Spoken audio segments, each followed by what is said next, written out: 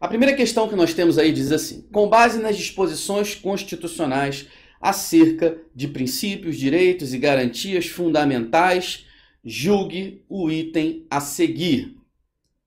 Questão número 1. Lembra, banca CESP é aquele formato de certo ou errado.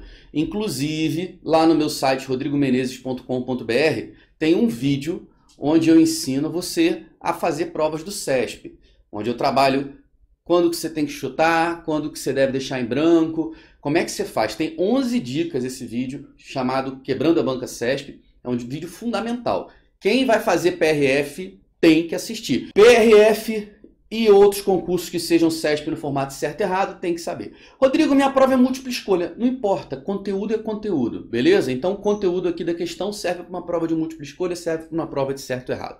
Então, vamos lá. A liberdade de pensamento é exercida com ônus para o manifestante, que deverá se identificar e assumir a autoria daquilo que ele expressar. Existe realmente esse ônus para o manifestante? Aquele que manifesta o pensamento tem um ônus, né? O ônus da ideia de algo negativo, né? Isso, um ônus, uma obrigação, um dever. Tem? Tem sim. A Constituição diz no artigo 5º, inciso 4, o quê? É livre a manifestação do pensamento, sendo vedado o anonimato. O anonimato é vedado pela nossa Constituição. Isso quer dizer que quem manifesta o pensamento tem que se identificar. A pessoa pode manifestar o pensamento de qualquer forma, por qualquer meio, mas desde que ela se identifique. E por que a Constituição proíbe o anonimato? Se a gente pudesse falar tudo o que quisesse, sem precisar se identificar, a gente não teria nenhum filtro naquilo que fala. Então, provavelmente, ao nos manifestarmos sem identificação, o que nós tenderíamos a fazer? A extrapolar o limite dessa liberdade de expressão. A gente acabaria, muitas vezes, falando coisas que não deveríamos falar. Então, primeira coisa, a proibição do anonimato visa evitar abusos na liberdade de expressão. Você já fica um pouco inibido porque você tem que se identificar para manifestar seu pensamento. E se ainda assim você se identificando abusar da sua liberdade de expressão, causando algum dano a terceiro, causando um dano moral, material, à imagem, como você foi identificado, essa pessoa tem como buscar reparação pelos danos. Se quem manifesta o pensamento gera danos, mas foi uma manifestação anônima, a pessoa que sofreu o dano não vai ter de quem reclamar. E a Constituição não pode permitir isso. Então a Constituição diz, olha, tá bom, você pode manifestar o pensamento, mas tem que se identificar. O anonimato é vedado. Não vamos confundir anonimato com sigilo da fonte. Cuidado, porque o artigo 5º, inciso 4 é diferente do 14.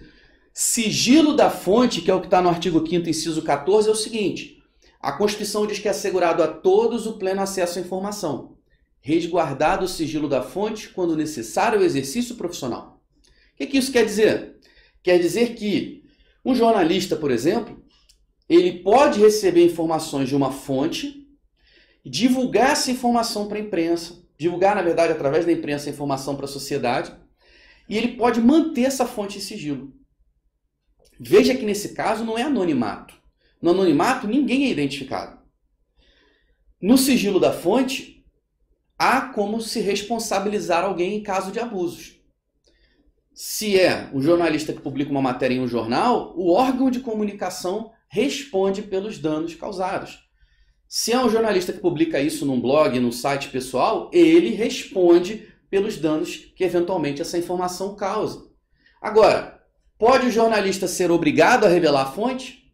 Não. Ah, então pode ter o anonimato da fonte? Não, não é anonimato da fonte, não confunda as coisas. É sigilo da fonte quando necessário exercício profissional. E o sigilo da fonte nada mais é do que uma garantia do pleno acesso à informação. Veja, para que a sociedade tenha um amplo acesso à informação, é importante que os jornalistas tenham suas fontes. Se a pessoa, para dar informação para o jornalista, tivesse que ser identificada, muita gente não daria informação nenhuma para a imprensa, porque teria medo das consequências. E, consequentemente, a sociedade não teria o pleno acesso à informação. Então, a garantia do sigilo da fonte não tem nada a ver com anonimato. é sim uma garantia da liberdade de expressão. Então a questão número 1 está corretíssima. A liberdade do pensamento exercida com o ônus de se identificar, de assumir a autoria, já que é vedado o anonimato. É livre a manifestação do pensamento, mas é vedado o anonimato, e não vamos confundir a vedação do anonimato com o sigilo da fonte. Show? Show de bola, beleza? Tá curtindo? Então, dá um joinha aí no vídeo, beleza?